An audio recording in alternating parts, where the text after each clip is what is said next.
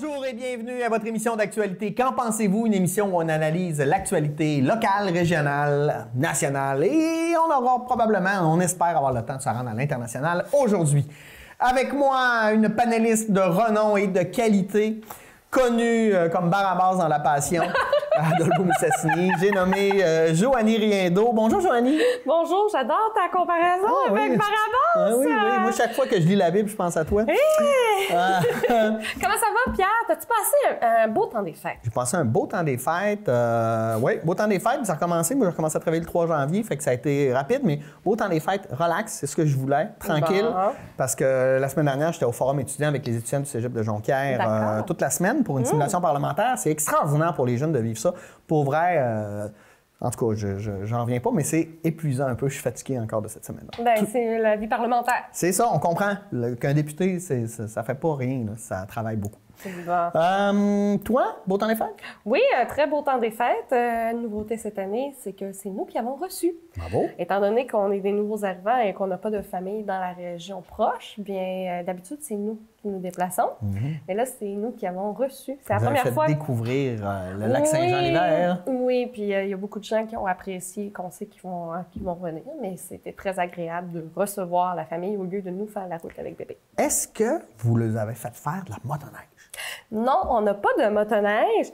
Puis c'est pas un choix écologique, c'est plutôt que nous, ce qu'on habite, on n'a pas de place où l'entreposer. Okay. Donc, ni l'hiver, ni l'été. Donc, à la place, on fait d'autres sports. On a de la raquette, faut pas oublier que moi, j'ai un husky. Donc, on fait du traîneau à chien. Bébé, quand on fait du traîneau, ben quand on fait de la raquette, ben bébé est installé dans le traîneau, puis le husky, tu sais. C'est parti. Donc, c'est vraiment le fun. Mais moi, je veux te parler de motoneige. Oui. Parce que mes 3 premiers sujets ont un lien avec la motoneige. Premièrement, il faut parler, c'est la semaine de la sécurité en motoneige. À chaque année, il y a des accidents. Il y a d'ailleurs, aujourd'hui même, il s'est arrivé hier sur les glaces du lac Saint-Jean. Au moment où on enregistre l'émission. Des touristes français qui ont disparu dans les eaux du lac. Un guide professionnel qui est décédé parce qu'il est allé directement, un guide qui n'est pas originaire de la région, qui s'est aventuré près de Saint-Henri-de-Taillon sur une zone dangereuse et qui a perdu la vie. En plus. Il est sorti des sentiers. Donc, il faut faire attention. C'est important, la sécurité en motoneige. C'est tout que des bolides, ça. Autant pour la vitesse, autant pour l'alcool. On veut pas... La sécurité est importante. Puis, surtout quand tu n'as jamais fait de motoneige. Là. Avec le casque, les papiers, s'assurer que... Ben, tu sais, les papiers, là, c'est pas un luxe. Là. C'est vraiment pour savoir si le véhicule est en règle, s'il est assuré, si vous protégez les autres. Il y a plein de choses qui sont importantes dans la sécurité. Par exemple, l'accident dont on parle aujourd'hui, au moment où on enregistre l'émission, il y avait 9 touristes qui étaient accompagnés par ce guide-là. 8 touristes plus un guide, ça fait 9 personnes. Ça fait 9 personnes. Il y en a seulement 4 qui sont revenus. Ça veut dire qu'il y en a 4 qui sont considérés comme disparus au moment où on enregistre l'émission. Donc, soit ils ont perdu la vie dans les eaux, soit ils se sont réfugiés sur une île. Alors, on parle vraiment de... Ici, ils se sont réfugiés sur une île. C'est un drame parce que c'est pas des touristes de la région, c'est des touristes français, en plus. Oui, puis ça nuit aussi à l'image de l'industrie touristique de la motoneige qui est florissante en ce moment. Il faut faire attention. Les sentiers sont balisés, sont sécurisés. Et il faut suivre ça. Tu sais, des fois, on va aller plus vite, on veut couper, mais c'est pas toujours... Je dirais aussi que ça, c'est peut-être un manque qu'on a dans la région. Il n'y a pas d'espace pour faire du hors-route. Ça, c'est les agriculteurs, lorsqu'il y en a qui veulent... Parce que là, on dit, on va faire du hors-route, le lac, ça dérange personne. Ouais, ça dérange personne, sauf un risque de ta vie. Parce que la glace n'est pas solide. Oui, mais il y a des zones sur le lac qui sont très sécuritaires, qui ont beaucoup de glace. Mais c'est pas balisé. Non, c'est ça. Mais les 2 endroits où il ne faut pas aller, c'est l'embouchure de Péribonka et l'embouchure de la Grande Décharge où a lieu le drame d'hier. Mais c'est peut-être une chose qui peut-être à réfléchir pour la passerelle du 49e, d'aménager des espaces pour leur route. C'est parce qu'il y en a beaucoup qui aiment ça, s'amuser avec leur machine. Je comprends. Mais il y a un autre problème aussi avec ça, c'est tout que des bolides. Là. En ligne droite, sur une piste qui est tapée, ça va vite, mais en hors-route, tu peux facilement perdre le contrôle. Il y a des arbres, il y a c'est des pour ça desserts, que d'avoir un espace aménagé, comme par exemple dans les pistes...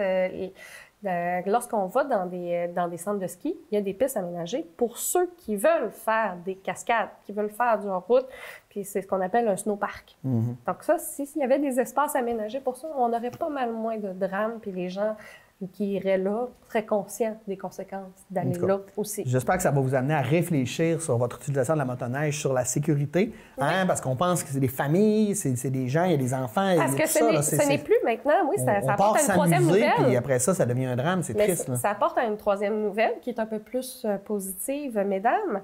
Il y a une augmentation majeure du nombre de femmes qui achètent leur propre motoneige. Puis il y a plusieurs acteurs importants de l'industrie touristique qui signalent que maintenant, il y a de plus en plus de randonnées de motoneige entre filles. C'est vraiment, les femmes s'organisent avec leur machine, puis ils s'en vont faire de la ride entre eux autres. C'est le fun. Ouais. Donc, encore plus important, c'est vraiment pour tout le monde, tant que tu as l'âge légal puis que tu es responsable dans ton utilisation. Go! Amusez-vous! Mais c'est comme n'importe quoi. Faut pas oublier que des véhicules à moteur, c'est quand même une arme pour nous, contre nous puis contre n'importe qui. Là. Ben, il faut agir intelligemment pour la sécurité de tous, incluant soi-même. Et ça nous amène à l'autre nouvelle en lien avec la motoneige, un projet de près de 8 millions pour franchir les rivières Péribonka et Achak-Mouchouane. C'est comme la phase 2 de la passerelle du 49e, si je comprends bien? Oui, la passerelle du 49e est quand même un projet très important. Il y a déjà 3 ans, on avait une première ouverture qui n'était pas officieuse. C'est surtout pour les gens de la région on avait un petit lancement pour dire vous allez voir des motoneiges se promener un peu plus. Puis après, il y a eu le gros lancement avec tous les salons. Donc, c'est une deuxième phase dans un fonctionnement vraiment concret. Puis, la rivière, ceux qui connaissent le sentier du 49e, ceux qui ne le connaissent pas, je vais vous expliquer un petit peu. Le sentier du 49e, du 49e parallèle, c'est ça le lien, c'est un sentier de motoneige qui fait le tour, le nord de la MRC Maria-Chapdelaine.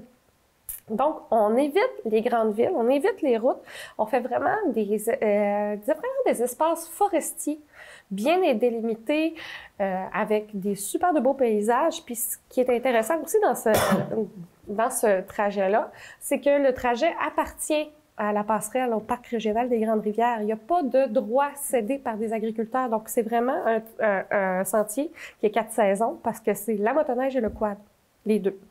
Donc, c'est pour ça que c'est intéressant de faire des ponts avec la Péribonka puis la Achak-Mouchouane, parce que nos 2 MRC voisines, donc Domaine du Roi et le Fjord du Saguenay, ont déjà aussi des utilisateurs. Mais ce que maintenant les motoneigistes cherchent, c'est des boucles.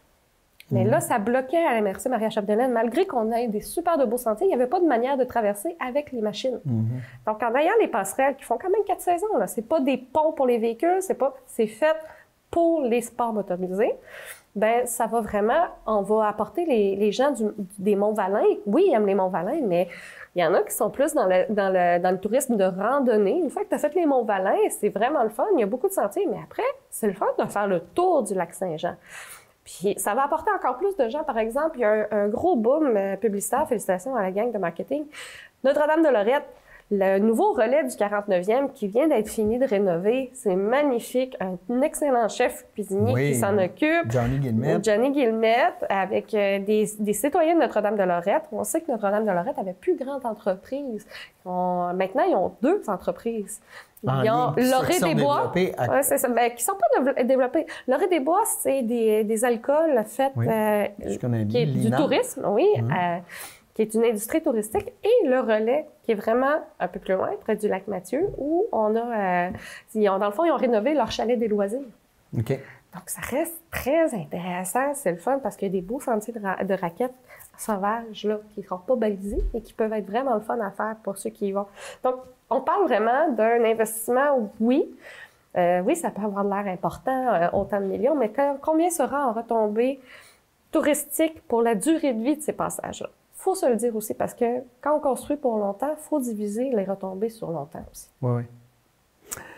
Mais c'est bien intéressant, c'est un beau projet de MRC là, qui est comme fédérateur aussi. Oui, puis une chose que je sais qui pour toi et moi est très important, c'est que ça met de l'avant des projets qui ont une importance, qui valorisent plus le bois comme la forêt comme un élément de vie, comme un milieu de vie, plus qu'une occupation du territoire, plus qu'une ressource matérielle.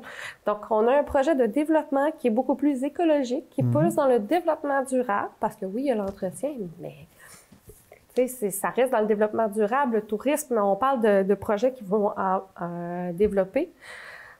Donc, c'est le fun de voir des choses qui vont plus évoluer dans le temps qu'une ressource qui est finie. Génial. Parlons-en du bois, de l'industrie forestière. Il y a eu des investissements majeurs chez PFR. J'aimerais ça que tu m'en parles. Puis quel impact ça a sur la MRC ici? Oui, PFR, Produits forestiers résolus, dans les dernières semaines, dans les derniers mois, sinon les dernières années, ils retardaient des investissements, ils ont des petits problèmes et autres. Mais là, ils ont eu une bonne nouvelle qui, pour l'usine de Jonquière, mais qui a des retombées très importantes pour l'usine de Dolbeau. Comment ça?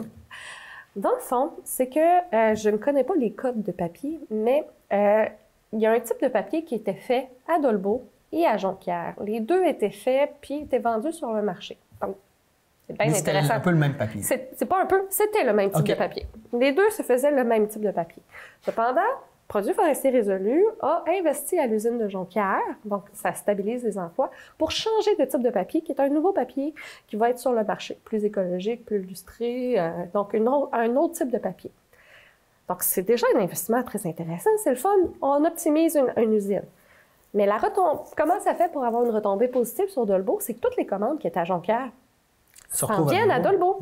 S'en viennent à Dolbeau, puis ils stabilisent aussi Dolbeau. Donc, plus on a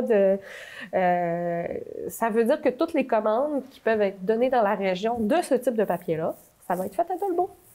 C'est génial. Donc, plus on diversifie, plus on profite.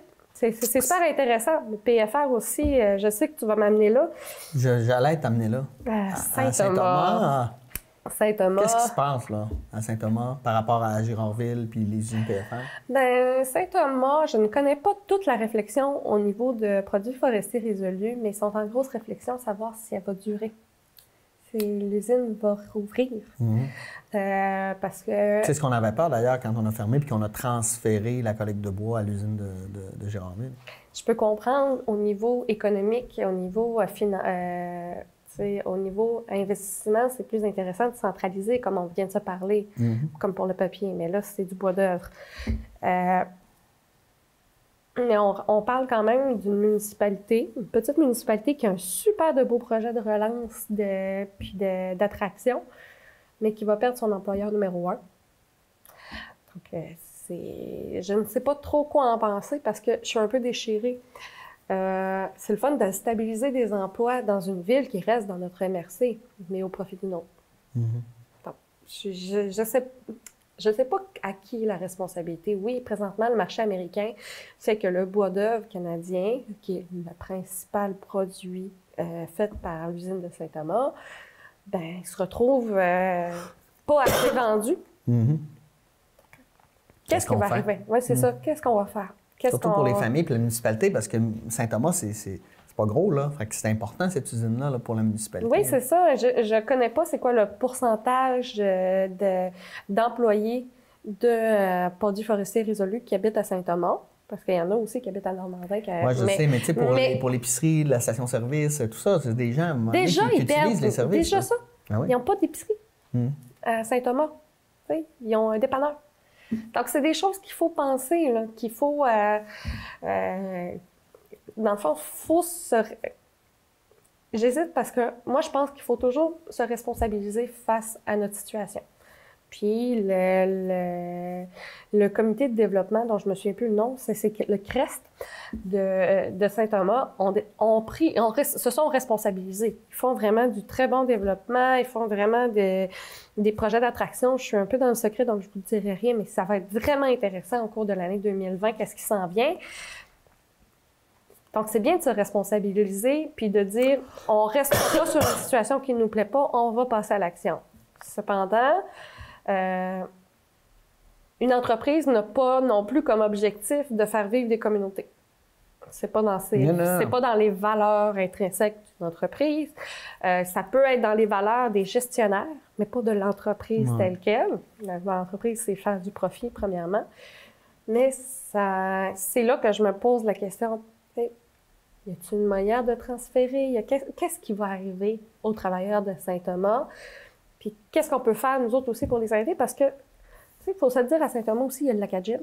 Ouais. Il y a plusieurs si vous voulez encourager les gens de Saint-Thomas, pas absolument produits forestiers résolus, mais les gens de Saint-Thomas, allez au Lac Agym, allez à Saint-Thomas, allez participer dans les municipalités. Si vous voulez voir une municipalité vive, puis vous y tenez, puis vous voulez aider les gens de la place, ben allez-y. Si l'histoire vous intéresse, allez juste voir la dalle, là. Écoute, c'est fantastique, toute l'histoire qu'il y a autour de ça, puis la partie de la dalle qu'ils ont gardée, là. Moi, ça m'a assez fasciné, toute l'histoire du Lac Agym, Jim McNichol, etc. Donc, je pense qu'il y a de quoi faire. Ouais. Mais c'est ça, c'est oui, le marché du bois. Puis le marché du bois va toujours être en évolution, là, il ne stagnera pas. Parce que c'est une ressource qui est très intéressante. Qui est renouvelable. Qui est renouvelable, mais en l'utilisant comme bois de construction, savais-tu que c'était plus écologique que le papier? Parce que le bois de construction est beaucoup plus durable, donc il retient le carbone plus longtemps. Donc, tu sais, puis il peut être vraiment de plus en plus petit jusqu'à se rendre au papier. Donc ça, c'est très intéressant à le voir sous cet angle-là, parce que le papier, ça prend de l'énergie pour le recycler. Ouais.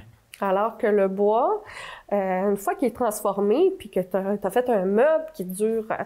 des fois, tu te dis, le meuble Ikea, il dure 6 mois, 1 an. Mais la feuille de papier, il dure quoi? 2 minutes? Le temps que tu écrives, tu remets au recyclage? Donc, on parle vraiment de durabilité. Donc, c'est quand même un produit très intéressant. Et oui, c'est une source renouvelable, mais quand on utilise le bois d'œuvre québécois, bien, on se dit aussi qu'on retient le carbone d'une manière intelligente. C'est dit. Merci beaucoup.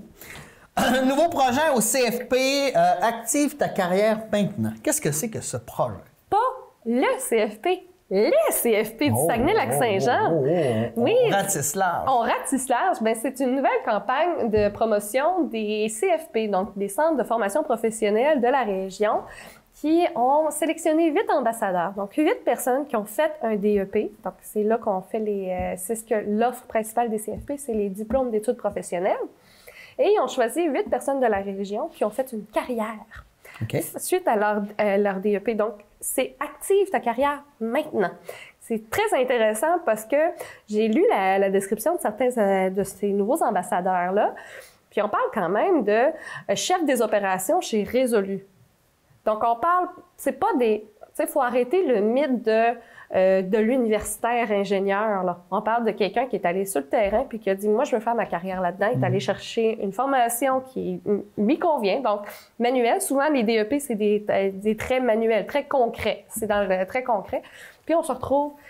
C'est un super de beau démarrage. Mon conjoint a fait son DEP en soudage-montage. Puis, déjà, il est dans la conception d'éléments très spécifiques. Très complexes. Puis c'est lui qui est la conception. C'est pas Eiffel Design, non, c'est lui qui le fait.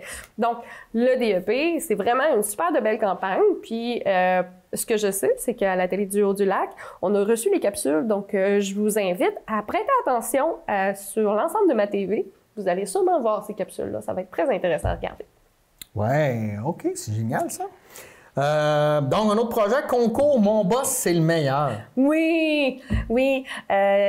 J'adore ça. Parce que l'année passée, c'était la première édition, puis on a eu des super de belles retombées. C'est quoi? Moi, mais le concours, Mon Boss, c'est le meilleur, c'est maintenant à travers le Saguenay-Lac-Saint-Jean. Okay. Et c'est un concours où on demande aux étudiants qui ont un travail à temps partiel de souligner l'apport de leur patron en matière d'équilibre vie privée, études et travail.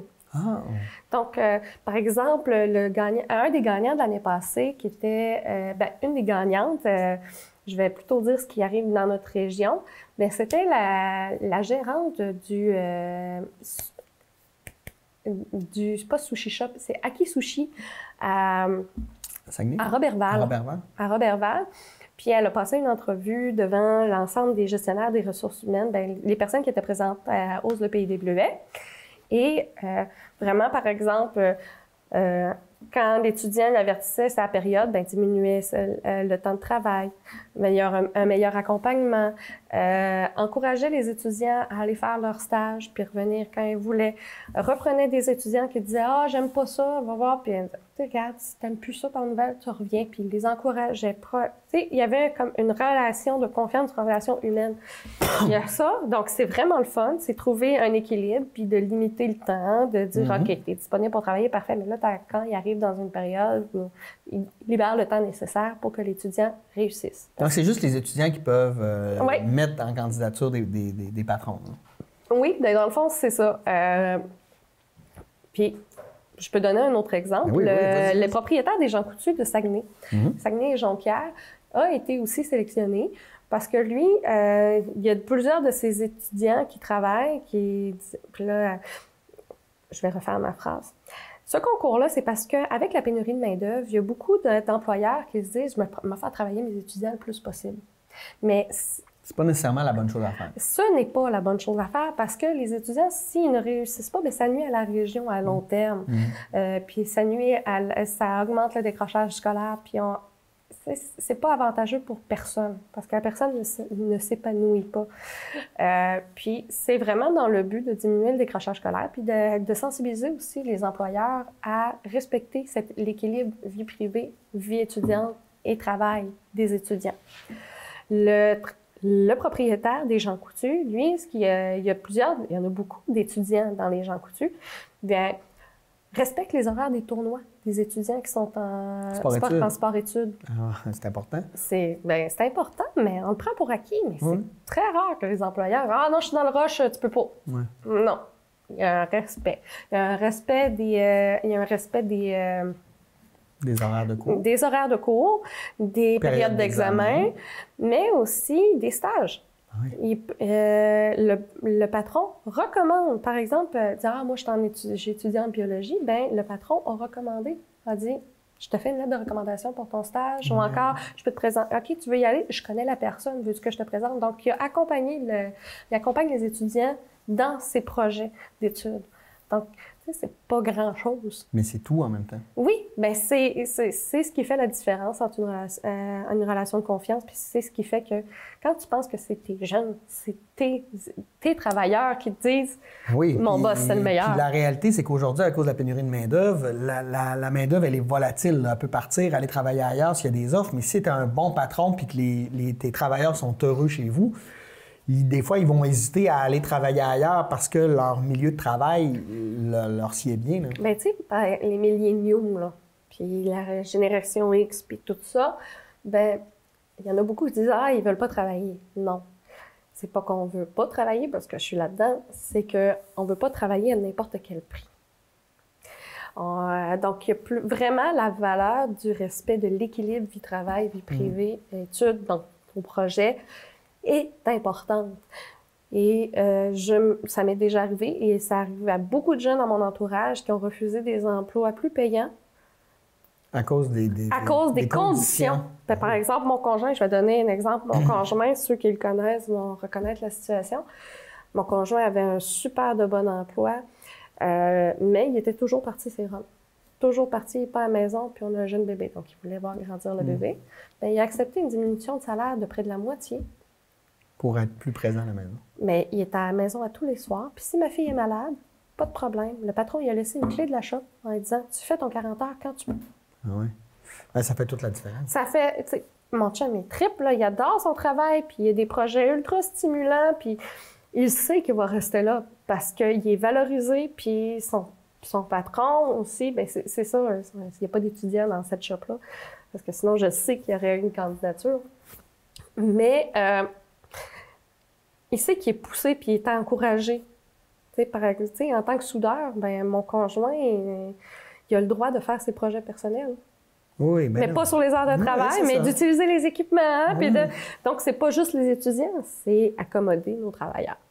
Non, c'est essentiel aujourd'hui. Là, en fait, moi, je sais, là, comme enseignant, je veux dire, je me plains pas de mon salaire. Là. Bon, on en prendrait tout le temps plus. Je pense qu'on est tous pareils. Mais au niveau des conditions, c'est essentiel. J'en veux plus de classe de 45 élèves. Quand on se demande pourquoi la Finlande sont premiers en éducation dans le monde, ils ont 2 profs pour 20 élèves. Nous, on se retrouve avec des classes de 45. Tu fais comme, ouais, c'est sûr qu'on n'est pas capable. Là, on en échappe. On en échappe. Puis on n'est pas capable de donner un suivi personnalisé à tout le monde. On n'a pas le temps. On est incapable de le faire. Surtout au cégep. Parce qu'au cégep, c'est pas un groupe que tu as. Non, c'est ça. C'est ça. Bon, mais ceci étant dit, pardon, une mauvaise nouvelle, fermeture de jeux vidéo high-tech ici. Si on retourne auprès des jeunes. Ouais. Oui, vidéo high-tech.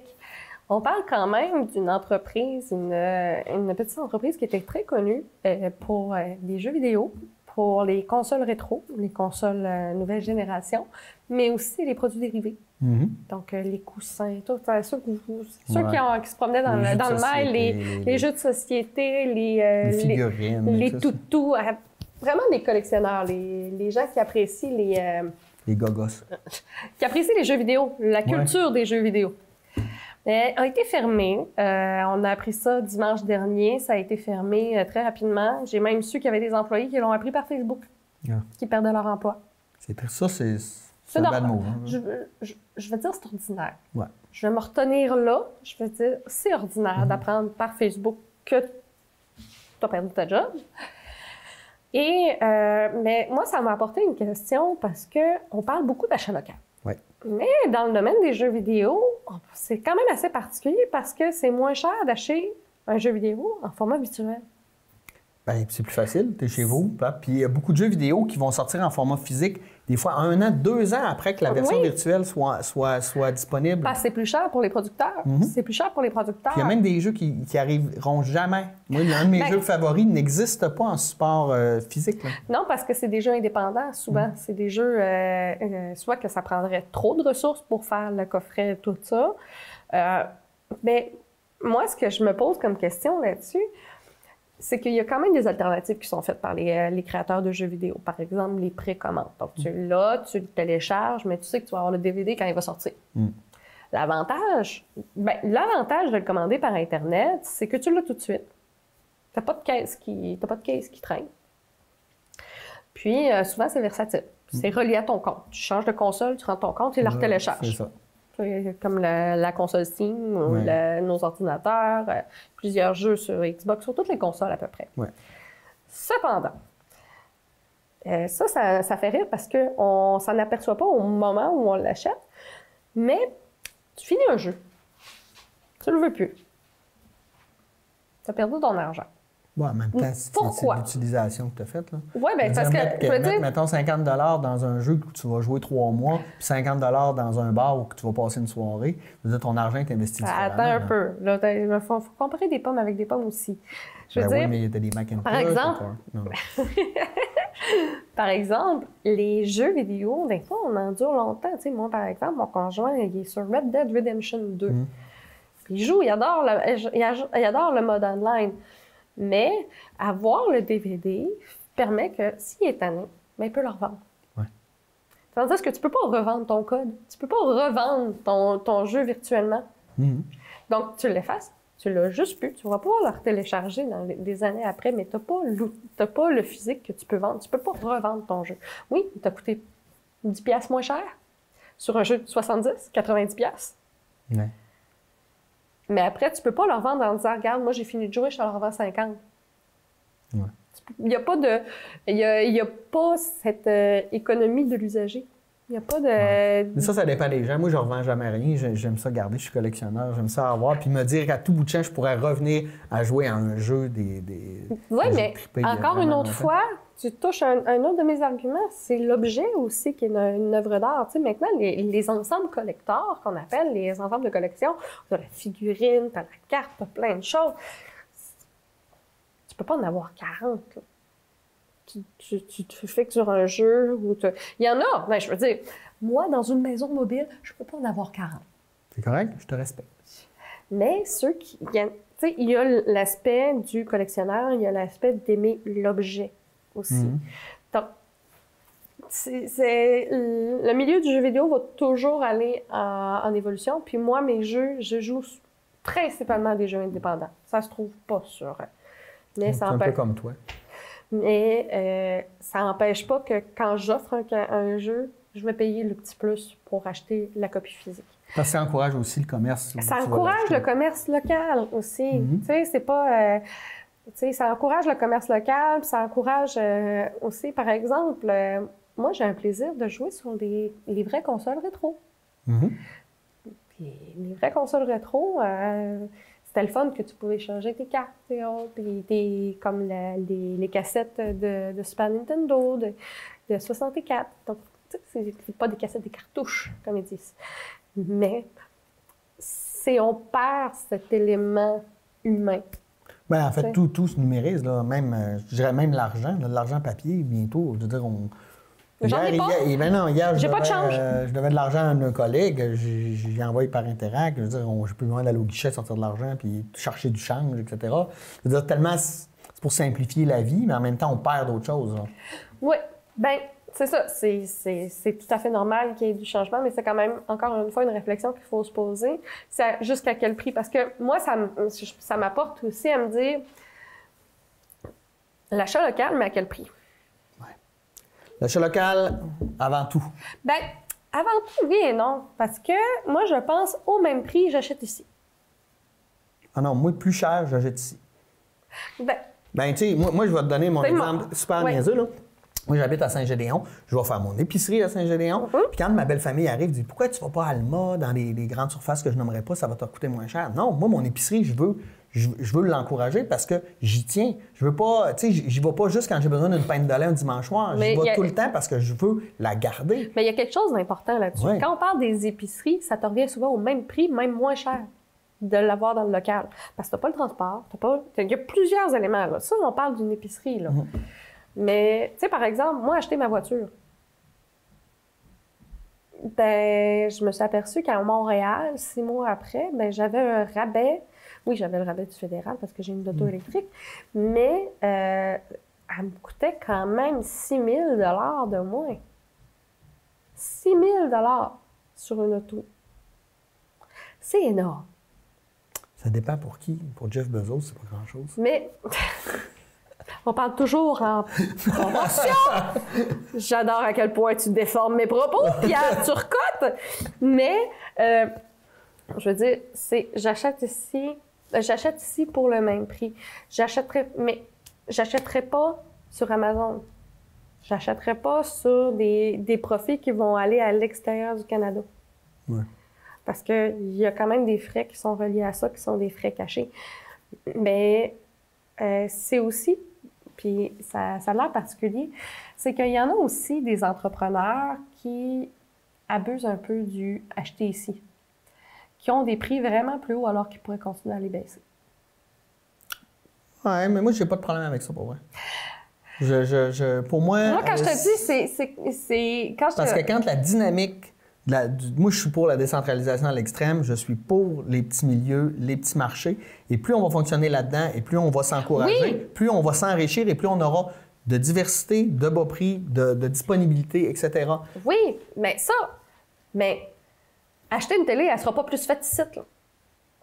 J'ai pas la télé. Non, mais... Mauvais exemple pour mon cas. Toi qui passes à la télé. Ouais. Mais acheter mon ordinateur, acheter ma télé ici, alors que...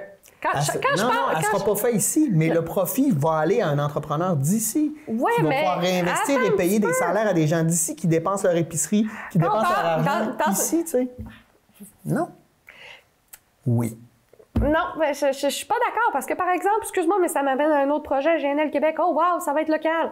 Non, parce que tous les profits s'en vont dans des entrepreneurs. Non, on ne parle pas du tout de la même affaire. Là, tu parles de la grande entreprise. Mais au niveau des PME, l'argent reste ici. Là. Les gens investissent ici, payent des salaires à des gens d'ici, vont faire leur épicerie, tanker leur auto, je ne devrais pas dire ça, mettre de l'essence dans leur auto, ils utilisent les services ici. Donc, l'argent reste ici. Ça revient à... Moi, je suis vraiment pour les monnaies complémentaires, d'ailleurs, parce que c'est ça qui s'encourage, tu sais. T'as des bons arguments. Oui, c'est vrai. Mais il y a quand même des choix qu'on doit faire dans la vie aussi. C'est ça. Mais moi, je suis très à l'aise avec mes choix et vous me verrez jamais dans des grandes surfaces que je nommerai pas parce que je crois pas à ça. Puis je veux éthiquement être fier de mes agissements. Les grandes surfaces, je suis totalement d'accord. Mais il y a quand même des petites entreprises qui se disent « je vais augmenter le prix de telle affaire ». Puis ça m'est arrivé dans une quincaillerie, ici. On est arrivé un lundi. On a dit, on va acheter ça, parfait, on fait la comparaison. On revient le lundi d'après, il a augmenté de 20$. On est allé acheter chez le compétiteur. On l'avait acheté en disant, il reste quand même moins cher. On est allé voir le compétiteur, il était 35$ moins cher. On était retourné puis on a dit, regarde, excuse-moi, mais ton compétiteur qui était 2 entreprises locales, 2 propriétaires locaux, excuse-moi, mais il me fait un rabais mais il me fait un prix qui est... Ça veut pas dire de pas aller voir ou de pas... Tu sais, moi, des fois, il y a des choses que je veux acheter que je trouve pas dans mon coin, je vais aller voir ailleurs. Puis quand je veux acheter, bien, c'est sûr que je peux comparer. Mais moi, je vis dans un village et les entreprises qui sont dans mon village, je veux les encourager parce que je veux continuer de les garder parce que ça, c'est de la proximité. Mais c'est ça que je te souligne, dans le fond. C'est quand je dis... Parce que j'ai l'impression que tu me parles de l'exception du gars qui va monter ses prix, mais en général, je pense que les propriétaires sont honnêtes. Mais c'est exprès pour ça que je te dis, au même prix, j'achète ici. Puis il faut connaître des fois la réalité des gens. Moi, j'ai déjà travaillé dans un dépanneur sur la Grande Allée à Québec. Il vendait sa petite caisse de bière de 6,20$. Mais quand tu voyais le prix que ça lui coûtait juste louer, je veux dire, à vendre des chips et du chocolat, là, il faut que tu en fasses des profits à un moment donné pour arriver, payer tes employés, puis bon, c'est sûr que c'est exagéré. Mais sa localisation est avantageuse. Ouais. C'est ça, il y a tout ça. Mais c'est ça que je te dis, c'est que pour le même prix, j'achète ici, j'inclus tout. Le frais de livraison, le transport, tu sais. Des fois, là, souvent, c'est ça qui est moins cher de rester ici. Mais c'est quand même c'est pour ça qu'à chaque fois qu'on me dit faut acheter local, oui, mais pas à n'importe quel prix. Moi, je suis de l'école, oui, à tout prix. Mais bon, hein, on n'a pas à être d'accord. C'est une émission où on discute, on réfléchit. Et voilà. Changeons de sujet, mais pas tant. Accréditation famille pour les commerces. On reste dans le domaine commercial. Oui. Donc, c'est quoi ça, l'accréditation famille pour les commerces? C'est en lien avec la Maison de la famille par ensemble, qui est l'ensemble des maisons de la famille qui souligne des entreprises qui ont des aménagements pour les jeunes familles. Donc, par exemple, des salles d'allaitement ou des installations qui permettent aux enfants de jouer sans nuire, ou que les enfants sont bien acceptés aussi, par exemple, dans certains restaurants. C'est pas tout le monde qui est à l'aise, qui ait des jeunes enfants. Mais ça fait qu'il y a quand même... on souligne en disant... Puis on le sait, quand on a des jeunes enfants, des fois, on se pose même la question. Ah, j'y vais-tu? J'y vais-tu pas? Ça va être compliqué. Alors que l'accréditation fait... Oui, nous autres, on est bien à l'aise à ce que des enfants viennent tant qu'ils sont bien élevés. Ce que je veux dire par là, c'est qu'ils sont respectueux. Non, non, c'est une blague, Ah, t'es mieux. Ouais. Mais qu'ils sont respectueux. Donc, c'est normal qu'un enfant court, puis qu'il s'amuse, puis qu'il joue. C'est surtout quand tu achètes des vêtements, c'est normal qu'il court entre les... Mais c'est ça, c'est plus toléré, c'est plus accepté, puis c'est plus agréable. Parce que je ne connais pas celles qui ont l'accréditation, je sais c'est quoi le concept, mais je trouvais ça très intéressant de le souligner. Donc, c'est plus intéressant pour les familles aussi d'y aller. De dire, OK, parfait, moi, je me sens pas, j'arrive avec ma jeune famille. Moi, j'ai 3 enfants, là, quand tu arrives d'un restaurant, par exemple, et puis là, tu sens que ça dérange, là. Ben, t'as pas le goût d'y retourner. Non, en fait, c'est tout. Fait que c'est ça. Génial! Une autre belle initiative locale. Oui. Hey, on va parler d'impro. Hein? Moi, j'ai joué de l'impro longtemps. Là, c'est un peu derrière moi tout ça. Mais je suis très fier parce que je suis natif d'ici et on a représenté Dolbeau de toute une époque d'improvisateurs. Oui. Je pensais à Stéphane Allard, David Savard, Danny Michaud, Jimmy Doucette, Danny Tremblay. Écoute, il y en a une multitude. Il y a encore des gens de cette génération-là. Je pense à Francis Côté, à Christian Laprise qui joue ici. Et là, c'est des jeunes qui viennent se démarquer et qui vont gagner des tournois dans la région. À Chicoutimi. Donc, félicitations aux Tétards et aux Frogs de la Maison des Jeunes Le Jouvenceau avec leur entraîneur Alexandre Boudreau qui ont raflé tout. Ils ont gagné toutes dans leur catégorie, ils ont gagné l'ensemble du tournoi. Donc, tu sais, vraiment, on a des talents d'ici incroyables. Si vous voulez les voir prochainement, au début mai, c'est le bol d'or d'improvisation. Ils font toujours un match démonstration en début du tournoi. Mais félicitations à vous. Je connais Alexandre parce que je joue avec lui à l'impro. Puis, c'est un énervé super agréable à jouer. C'est super le fun. Oui. Mais les jeunes aussi, les jeunes sont vraiment tripants à joué avec eux. Beaucoup d'écoute, beaucoup de plaisir. On rit quasiment toute la soirée. Là, c'est vraiment super le fun. Donc, félicitations, c'est vraiment un super de beau trip. Oui, puis ça continue la tradition des improvisateurs de Dolbeau. Là. On repense aux amphigouries là, dans les années 80. Ensuite, toutes les générations qui ont passé, dont la mienne. Je suis très fier de vous. Bravo les jeunes. C'est comme ça que l'impro est un outil essentiel. Moi, encore dans ma vie aujourd'hui, j'en parlais avec Jimmy Doucette dernièrement, comment c'est un outil essentiel de communication orale pour se démerder dans toutes les situations. C'est extraordinaire comme outil pour les jeunes, l'improvisation. C'est le petit déclic qui fait qu'on est à l'aise de répondre. On est à l'aise de répondre. Rapidement, on connaît l'histoire de la fausse infirmière à Jonquière qui a pratiqué pendant 20 ans et qui n'avait pas de diplôme, rien. Maintenant, il y a des poursuites. Là, ça devient sérieux. Là, a été suspendu. Il y a des poursuites aux criminels. Et maintenant, des poursuites de l'Ordre des infirmières. C'est beaucoup d'argent, beaucoup de... Là, elle fait face à beaucoup d'accusations. Ça va devenir compliqué pour elle. C'est important. Ce qui est particulier dans son cas, c'est qu'elle a pratiqué quand même pendant 20 ans sous le nom d'une autre infirmière, qui est légitime, qui, elle, est membre de l'Ordre et elle utilisait son numéro d'ordre. Je comprends pas comment l'Ordre n'est pas aperçu qu'il y avait 2 infirmières avec le même numéro. Non, parce qu'il n'était pas dans le même compte. Je veux dire, il était dans le même territoire, dans le même CIUS aussi. Mais ça faisait pas partie du processus. Tu arrivais, tu montrais ton numéro, parfait, il n'allait pas chercher la photo, il n'allait pas chercher. Donc, comment ça a été découvert, c'est que les 2 se sont inscrits à la même formation. C'est là qu'ils ont fait qui est la vraie, qui est la fausse. OK. Parce qu'ils ont vraiment utilisé les mêmes noms. Mais ce qui est particulier là-dedans, c'est que pendant 20 ans, madame a pratiqué sans être membre de l'Ordre, mais elle n'a pas eu de plainte. Non, mais au bloc opératoire, elle a tout fait. Des médicaments. Elle a même formé d'autres infirmières. C'est fou, là, en fait. Non. Puis, l'Ordre des infirmières, l'AFIC, c'est quand même quelque chose d'imposant, puis c'est très, très important. Puis, moi, selon moi, c'est elles qui soutiennent tout notre système de santé. Comme je dis, les médecins mettent le diagnostic, les infirmières soignent. C'est ma vision des choses. Et c'est important parce que faut reconnaître les études, les compétences. Puis, oui, c'est plate pour madame, mais madame savait ce qu'elle faisait. Non, c'est une fraude. Là, moi, elle ne fera pas pitié. Non, c'est une fraude. Oui. Ça reste une fraude très importante. J'ai hâte de voir comment elle va se défendre parce qu'elle a plaidé non coupable. J'ai vraiment hâte de voir quelle va être sa défense. Non, mais parce que là... c'est du vol d'identité. Ben oui. C'est du vol d'identité, puis c'est du fraude professionnelle. Ça aurait pu mettre la vie des gens, des personnes en danger. Oui, mais c'est parce que moi, je suis même étonnée qu'il n'y ait pas d'accusation de négligence au CIUS. Parce qu'ils ont accepté quelqu'un qui n'était pas compétent parce qu'ils n'ont pas bien vérifié leur dossier. Parce que 20 ans... Ça aussi, moi, je pense que le CIUS a une responsabilité, là. Ils ont changé leur processus. Ben oui, mais après que ça se fait mais sorti, c'est facile après ça. Il faut se dire qu'il n'y a personne à travers le Québec qui avait conçu que quelqu'un pourrait faire ça. Parce qu'on parle quand même de 2 personnes qui avaient les 2 le même nom.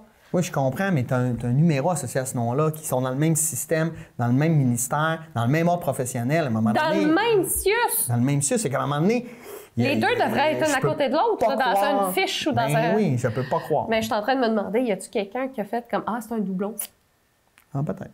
Mais de toute façon, c'est ça le problème. Il faudrait... Là, dans leur nouveau processus, c'est qu'à chaque année, les infirmières doivent prouver qu'ils sont encore membres de l'Ordre. En tout cas. Pas bien compliqué. La FIC envoie l'Ordre des infirmières fait telle personne, telle adresse, tel nom. Tel numéro, tel numéro d'infirmière. Hey, on en a 2 pareils. Oh! Bon.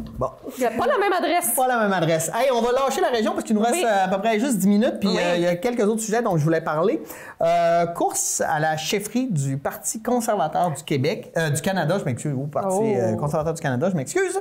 Premièrement, on va parler de la course, mais avant, on parlait beaucoup de Jean Charest qui allait se présenter. Maintenant, Jean Charest a sorti dans les médias hier pour dire « Je ne me présenterai pas, les règles sont trop complexes ». Il a parlé aussi de l'idéologie du parti qui avait changé depuis que lui avait quitté. Je pense aussi qu'il y avait le poids des enquêtes de l'UPAC sur le dos, même s'il a nié et il a essayé hier de justifier. Là. Il reste que... Il y a un soupçon là, qui semble... en tout cas, il n'est pas accusé de rien. Mais quand tu as un soupçon sur quelque chose, ça mine à quelque part ta crédibilité. Là. C'est pas un homme qui a fui les caméras, qui a fui la presse, mais qui a fui les questions. Oui, depuis 5-6 ans, il n'a pas sorti dans les médias pour se défendre. Non, c'est ça. Il n'a pas fui la presse. Il se présente dans les événements. Il est allé à des funérailles politiques. On le voit. Mais il ne répond pas aux questions des journalistes à propos de ces enquêtes-là. Ce qui est normal aussi, parce que quand ça risque d'être en procès, on ne veut pas trop non plus miner la preuve ou des fois, ça peut jouer contre nous. Là. Je crois plus que c'est un jeu politique pour pas se mettre les pieds dans les plats. Puis, c'est pas mon ami. Ouais, mais comment ça? pour commencer ça, des appels téléphoniques qui étaient enregistrés par la police en disant on est encore hier, là, il est revenu sur sa grande amitié avec Marc Bibot. Du coup, il n'y a rien qui est sorti, mais en même temps, il y a beaucoup de soupçons. Mais moi, je trouve que c'est un choix logique qui abandonne parce qu'il l'avait dit clairement qu'il était intéressé par le processus parce que c'est une bête politique, Jean Charest. Oui, mais de l'autre côté, une autre bête politique qui est Stephen Harper voulait rien savoir de le voir là et s'apprêtait à faire une anti-campagne contre Jean Charest. Bien, c'est ça. Ça aurait terni, il aurait mal quitté la politique. Ouais. Tu comprends? Il y aurait comme... ça aurait été la fois de trop. Ouais.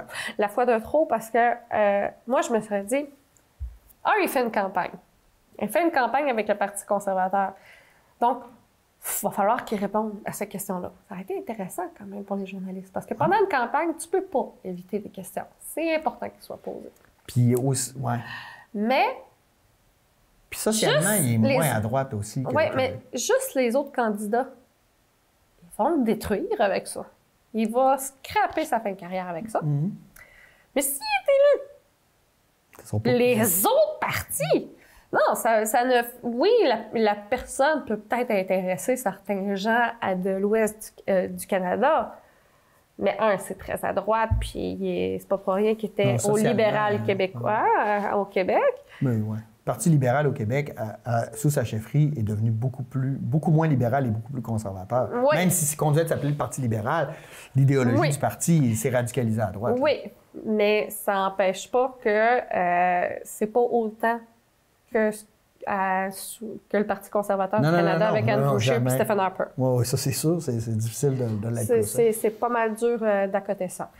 Alors moi, quand j'ai fait ça, et plus j'entendais les arguments des journalistes pour dire ça fait 5 ans qu'ils disaient oui, vous pouvez m'inviter à votre émission, mais aucune question ces enquêtes, on parle juste de l'ALENA. Il n'y a personne qui l'a invité. Oui, parce que personne ne s'intéresse à l'ALENA. Non, mais ça, c'est tout qu'un autre sujet. Oui.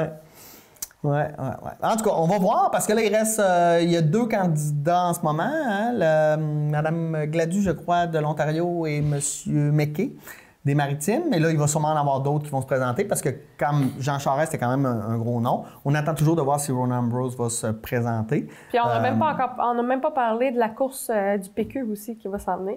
Oui, mais ça, on a le temps encore parce que là, en ce moment, il y a beaucoup de gens qui disent qu'ils veulent se présenter, mais il y a juste Sylvain Gaudreault qui est clairement sur la ligne de départ. Mais on y reviendra quand on aura d'autres candidats. Bon, on a le temps de parler de la pénurie des enseignants.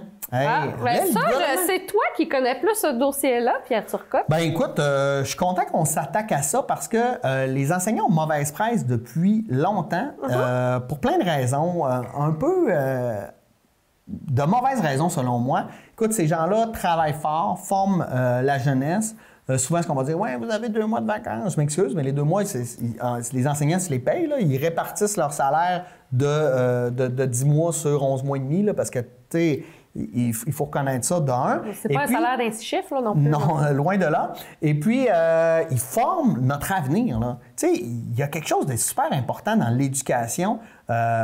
C'est les gens de demain, avoir une bonne éducation. Moi, je reviens tout le temps à la Finlande, qui sont premiers en éducation depuis une vingtaine d'années parce qu'ils ont décidé de choisir ça comme priorité. Et bien là, on voit qu'il y a une pénurie. Ça prend une pénurie d'enseignants pour qu'on tente de valoriser la profession, qu'on incite les gens à aller, parce que c'est pas une profession facile. Là. On voit que dans les 5 premières années, il y en a beaucoup, près de 50%, qui vont quitter la profession parce que c'est difficile.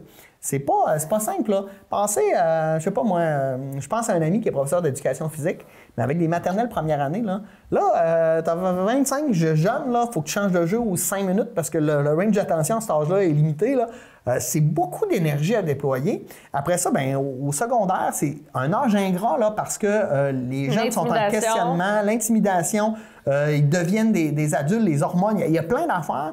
Puis nous, au cégep, on arrive à d'autres choses. Puis à l'université, mais on veut que nos enfants aient la meilleure éducation possible, puis c'est pas toujours évident. Puis la réalité ici reste pas la même que, je sais pas, dans des endroits du Québec, je pense au nord de Montréal, où des fois, ça peut être complexe pour complètement d'autres raisons, mais on se doit d'investir et de valoriser la profession, de remettre l'éducation comme une priorité, autant que la santé peut l'être tout le temps, là, mais Je pense que l'éducation, c'est important. Il y a beaucoup d'argent qui va là-dedans. Et puis, pourquoi? Ben, c'est essentiel. Une façon de valoriser, c'est, encore une fois, pour revenir au tout début de l'émission d'aujourd'hui, mais c'est l'équilibre. Il ne faut pas oublier que on dit ils ont 2 mois de vacances, ouais. Mais eux autres, la journée ne finit pas à 5 heures. Il faut que tu le corriges à la maison. Il y a plein de choses. Là. Ben moi, ils travaillent tout le temps. La correction à la maison, là. Moi, au niveau du cégep, là, j'étais en professeur de sciences politiques. Là. Je ne peux pas me baser sur les études que j'ai faites dans les années 90 parce que la politique, elle avance. Je lis environ 3 à 4 essais politiques par mois. Bien, ça prend du temps. Ça prend du temps que je ne lis pas ça au cégep. Je lis ça chez moi le soir. La correction, préparer ses cours. C'est pas facturé, là. C'est pas marqué dans tes feuilles de temps. Là. Non. Il y a une importance parce qu'on veut pas que on veut que l'information évolue. Puis on apprend aussi aux jeunes à être curieux. Parce qu'il faut apprendre à apprendre. Oui, puis là, on crée puis on s'investit. Là. Moi, je suis parti en activité pédagogique toute la semaine passée au Forum étudiant, comme je le disais tantôt. Mais là, le Forum étudiant, là, moi, là, je travaillais de 8 h le matin à 11 h minuit le soir, 5 jours, à accompagner les jeunes, à les encadrer. Ça ne fait pas partie de ma tâche, je le fais parce que je veux bien le faire. Là. Mais c'est essentiel parce que les jeunes qui reviennent de là ont vécu une expérience. Ça sera nos leaders de demain, du moins j'y crois et je l'espère. Fait qu'on se doit d'investir en éducation. Puis tu sais, et pas juste dans les salaires, les conditions. Non, c'est ça, c'est surtout les conditions. Parce que, tu sais, il faut regarder aussi d'un autre angle. Un prof qui ne ferait pas ce que tu fais, on dirait qu'il est négligent. Mais il n'y a pas plus de conditions. Il n'y a pas plus de conditions.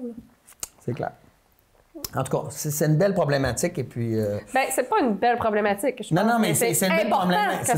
C'est une belle problématique dans le sens que là, on est dedans et puis on va essayer de trouver des solutions. Est-ce que ce sera pertinent? J'ai hâte de voir parce que un système d'éducation, là, ça peut prendre 10, 15, 20 ans avant de changer et de s'adapter à des nouvelles réalités. Oui, parce qu'il faut se le dire. Toujours être en mode de réflexion. La société évolue. Hein? Il y a quand même eu 4 réformes depuis que moi, je suis rentrée au primaire. Il y a eu 4 réformes. J'ai 30 Dieu, ans. t'as quel âge? Ah. J'ai 30 ans. C'est pas grand, là. Ça veut dire qu'en moins de 25 ans, il y a eu 4 réformes. Avant, il y avait quoi, 1 ou 2 réformes dans cette même... C'est compliqué parce qu'une réforme, ça devrait prendre à peu près 10 ans avant de valider qu'elle fonctionne ou pas. Mais là, après 1 an, on veut déjà avoir des résultats. Je m'excuse, ça fonctionne pas comme ça. En tout cas, un beau sujet qu'on pourrait débattre des heures et des heures, mais j'ai le temps, j'ai 3 minutes pour un dernier sujet. Demande des réfugiés, il y a eu cafouillage au gouvernement. De la CAQ au Québec pour la demande des réfugiés. Bon, eux, on dit que c'était de la faute des libéraux, mais ça devient un peu l'excuse qu'on entend souvent, ce qui peut être vrai, là, mais en même temps, ça a eux aussi à valider les programmes, les affaires, comment ça fonctionne. C'est eux qui sont au pouvoir en ce moment. Mais comme je disais tout à l'heure aussi, on a bien beau essayer de trouver le coupable, il faut quand même se responsabiliser. Ben oui, c'est parce que c'est un nouveau processus que la CAQ a demandé. Oui, il y a peut-être eu des cafouillages avant, mais c'est quand même un nouveau processus que la CAQ a demandé. Maintenant, il est rendu à seulement 100 réfugiés. C'est le premier arrivé, premier servi. Les gens ont fait la file pendant 4 jours. Ils ont ouvert les bureaux le temps d'une fin de semaine parce qu'ils ne voulaient pas que les gens attendent au froid dehors. Parce que ça ouvrait seulement le lundi. C'est pour vous dire, là. Parce que 100 réfugiés, c'est vraiment pas beaucoup pour la population du Québec parce qu'on est plus que 8 millions. Donc, ça veut dire que si vous dites que une famille, puis un réfugié, ça veut dire c'est une famille sur place ou quelqu'un qui est un parent privé qui dit « je vais payer près de 10 000, 15 000, 20 000 ». Ça, c'est souvent sans avocat. Parce que là, après, il faut que tu embauches un avocat en immigration pour que la personne soit acceptée. 100 personnes par année. C'est vraiment pas beaucoup. Puis, surtout avec les besoins planétaires en ce moment au niveau des réfugiés. Puis il y en aura de plus en plus parce qu'avec le réchauffement, l'urgence climatique, il y aura de plus en plus de réfugiés climatiques et il va falloir qu'il y ait quelque part. Mais moi, je parle pas juste les familles ici. Ouais. Les familles ici qui attendent des membres de leur famille, qui ont peur pour eux dans un pays étranger. Parce que la majorité de ça, des réfugiés, c'est des gens dont la famille est déjà ici puis qui veulent les rapatrier pour leur sécurité. C'est-à-dire, c'est des gens d'ici qui se sont intégrés puis qui sont fiers d'être ici, qui disent « J'ai peur pour ma famille dans mon pays d'origine, je veux qu'ils viennent me rejoindre. » On parle vraiment des gens qui s'intègrent puis qui veulent puis qui aiment leur communauté, mais qui aiment aussi les gens qui veulent parrainer. Parce que c'est pas n'importe qui que tu as le droit de parrainer, c'est des membres de ta famille. Merci, Joanie, pour toute ta sagesse que tu nous exposes du haut de tes 30 ans. Merci d'avoir été là. Merci aussi à vous de nous avoir écoutés. Si vous avez des commentaires, des suggestions, écrivez-nous à la Télé du Haut-du-Lac. Là-dessus, nous, on vous dit... Moi, je voudrais dire bienvenue à Patrice aussi, nouveau chroniqueur, qu'on va voir la semaine prochaine. Oui, parce que moi, j'ai pas eu le temps encore. Non, moi, je l'ai pas rencontré la dernière émission. Là, il y a quelques années, puis là, il fait un retour. On verra la semaine prochaine. Patrice Bouchard sera avec nous. Passez une bonne semaine. Et, c'est ça. À la semaine prochaine. Bye.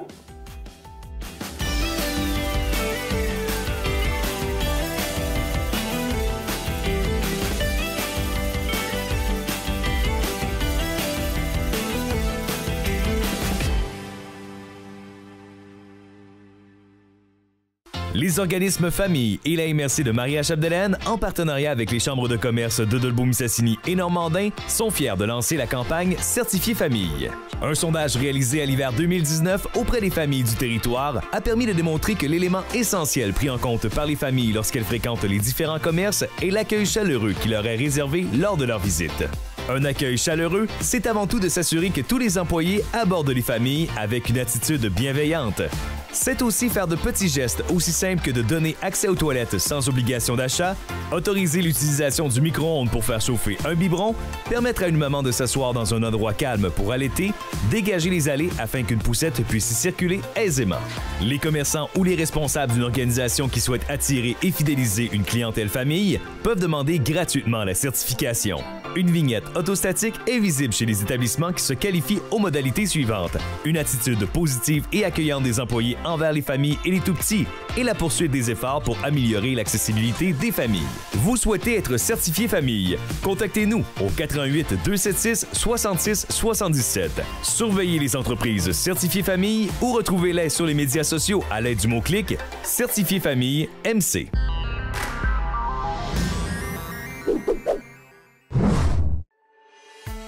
Moi, au CFP, là, ça a été vraiment des belles années. J'ai eu du fun là. Dès la première semaine, les premiers mois, tu sais si tu es faite pour ça. La formation est vraiment complète. Puis on apprend dans ce qu'on aime, dans notre passion. Chaque fois que j'allais à l'école, je savais que j'allais pratiquer un domaine qui me passionne. J'avais des professeurs qui étaient hyper stimulants. C'était la première fois que je tissais des liens avec des enseignants. Tout allait coller à partir de DEP.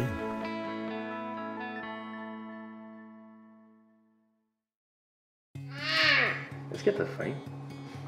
Qu'est-ce que tu veux avoir? Une banane. Tu veux une banane? Oui. Un petit morceau de banane. Beaucoup. Beaucoup, beaucoup? Oui.